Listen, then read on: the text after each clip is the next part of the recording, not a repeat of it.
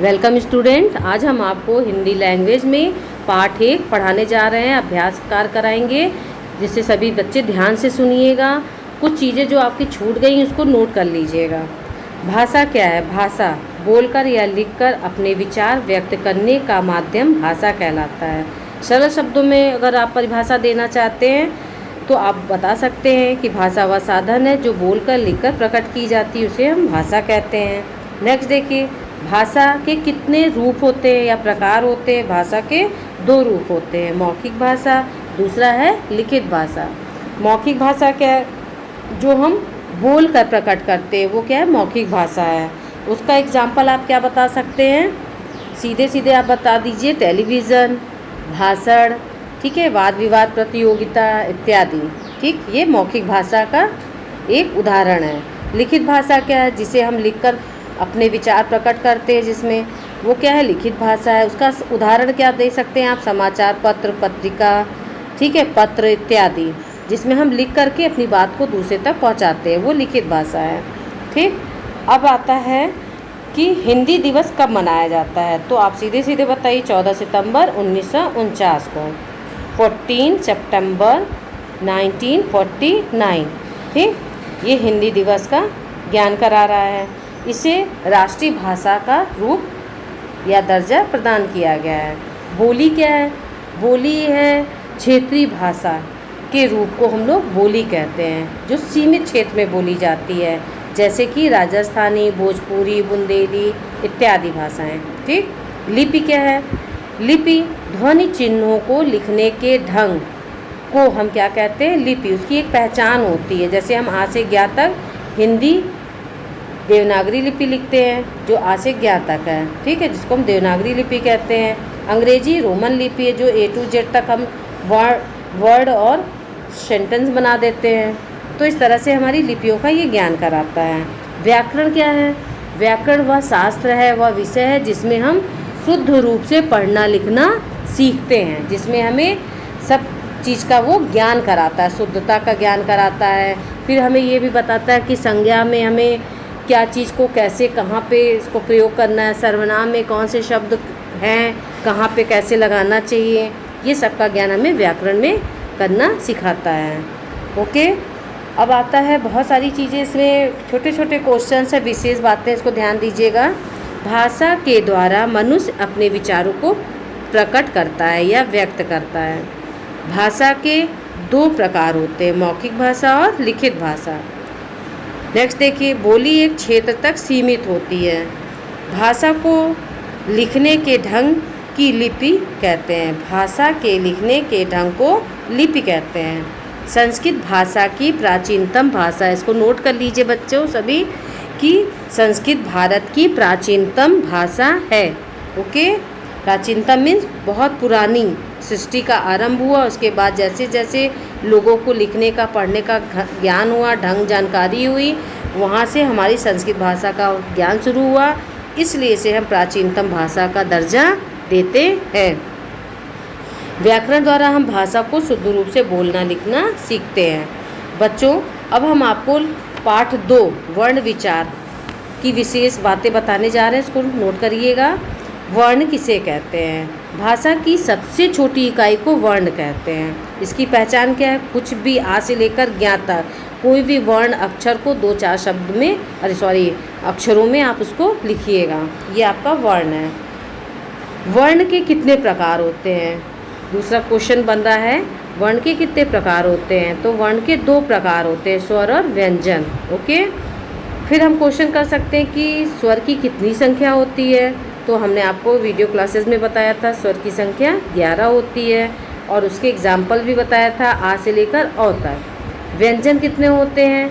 व्यंजन 33 होते हैं, वो भी हमने आपको लिख करके बताया था सारे बच्चों को।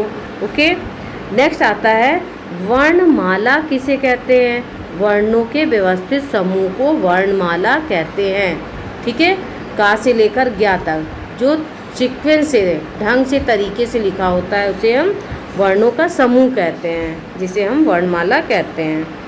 अब स्वर की पहचान क्या है? स्वर की पहचान मतलब जो अक्षर होते हैं, आ, बड़ा, छोटी, बड़ी, छोटा ऊ, बड़ा ऊ, री, ए, ओ, औ। और अंग और आहा जो है ये क्या है, अयोगवा है। ठीक, इनका पहचान क्या है, अयोगवा।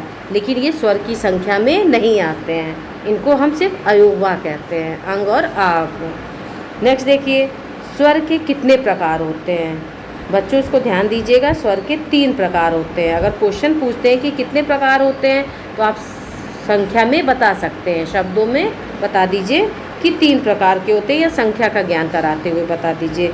लेकिन अगर हम स्वर के प्रकारों के नाम पूछते हैं तो उसका नाम इस प्रकार से देखिएगा, ऋश्व स्वर, प्लुत स्वर और दीर्घ स्वर। फिर से नोट कर लीजिए, ऋश्व स्वर, दीर्घ स्वर और प्लुत स्वर। ठीक है, ऋश्व स्वर की संख्या 4 होती है और दीर्घ स्वर की संख्या 7 होती है, और प्लुत स्वर की कोई संख्या नहीं होती, बस इसको बोलने में तिगुना समय लगता है, जैसे कि ओम, स्वागतम। ठीक है, ये इत्यादि शब्द आते हैं। नेक्स्ट है, आगे देखिएगा सारे बच्चे, कि ऋश्व स्वर को बोलने में कम समय लगता है, इसकी पहचान हमने पहले ही बता दिया। दीर्घ स्वर को बोलने में ऋश्व स्वर से दुगना समय लगता है। प्लुत स्वर में क्या लगता है, इन दोनों स्वरों से तिगुना समय लगता है प्लुत स्वर में।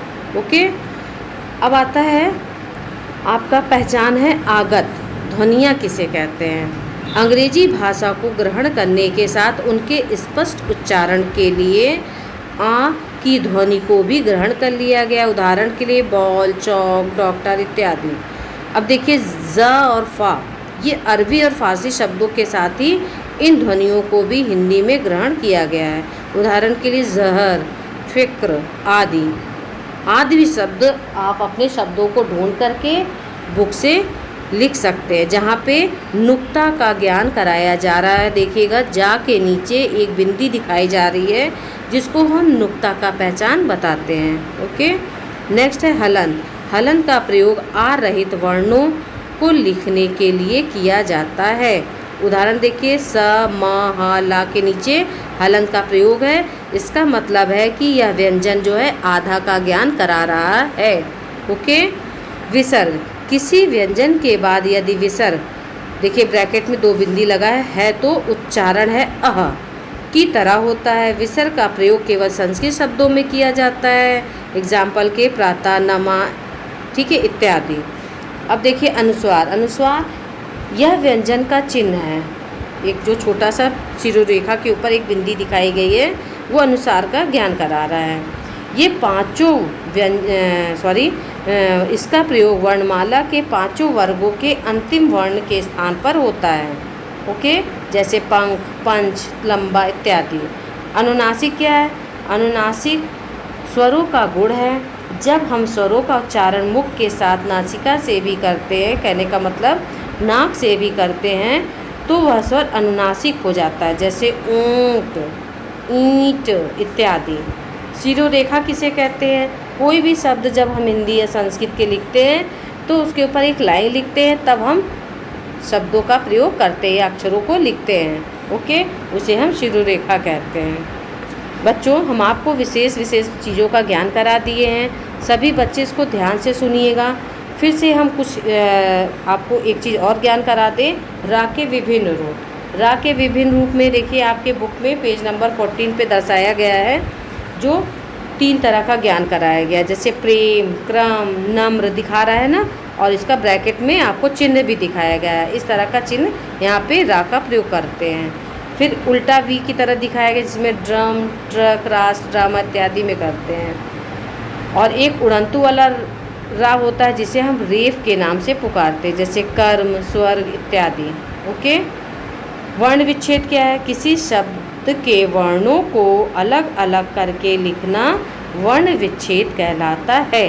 किसी शब्द के वर्णों को अलग अलग करके लिखना, जैसे देखिए राजा लिखा है, तो जब हम रा बोल रहे हैं तो रा के बाद किसका उच्चारण हो रहा है? आ स्वर का ज्ञान हो रहा है ना, और आ की मात्रा रा के बगल में लगा है, तो जब आ का ज्ञान करा रहा उच्चारण में तो हम बड़ा आ लिखेंगे, आ की मात्रा को हटा करके बड़ा आ लिख देंगे। ठीक, फिर रा जमा आ जमा ज, और इसके नीचे हलंत क्यों लगाया गया है?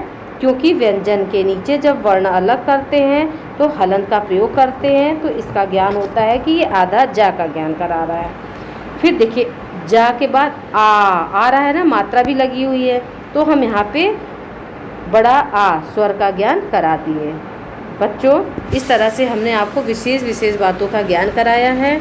इसको ध्यान में रखिएगा और आपके परीक्षा में ये उपयोगी प्रश्न हैं। धन्यवाद।